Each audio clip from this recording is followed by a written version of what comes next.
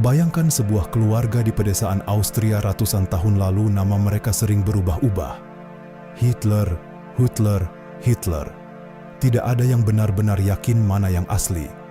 Bahkan, garis keturunan mereka seperti kabut ada, tapi sulit ditangkap jelas. Dari kabut inilah muncul sosok yang kelak dikenal dunia sebagai Adolf Hitler. Masalahnya dimulai dari satu pertanyaan besar yang sampai sekarang masih diperdebatkan sejarawan. Siapa sebenarnya kakek biologis dari pihak ayahnya?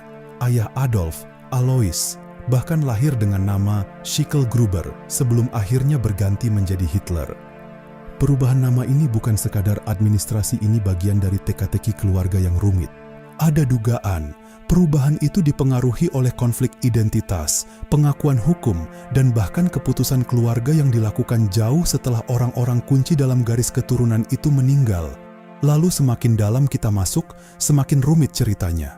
Sosok Johann Georg Hitler secara resmi diakui sebagai kakek Adolf.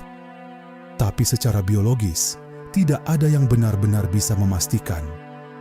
Ada juga Johann Nepomuk, saudara Georg, yang membesarkan Alois kecil dan bahkan mewarisinya harta. Dari sini muncul spekulasi, apakah ia sebenarnya ayah kandung Alois? Atau hanya sosok yang merasa kasihan pada seorang anak tanpa ayah yang jelas? Seolah belum cukup, ada juga cerita lain yang lebih liar, rumor yang menyebut kemungkinan asal-usul berbeda, meski kemudian dibantah keras oleh para sejarawan karena tidak ada bukti yang mendukung. Semakin dalam kamu mengikuti garis keluarganya, kamu akan menemukan sesuatu yang mengejutkan. Bukan hanya soal siapa ayah atau kakeknya, tapi bagaimana hubungan keluarga ini penuh ketegangan, pernikahan yang rumit, perubahan nama, hingga konflik antar saudara yang saling mempengaruhi masa depan satu sama lain. Bahkan masa kecil Hitler sendiri yang tumbuh dalam rumah penuh disiplin keras, konflik keluarga, dan hubungan ayah anak yang tegang sering dianggap ikut membentuk kepribadiannya kelak.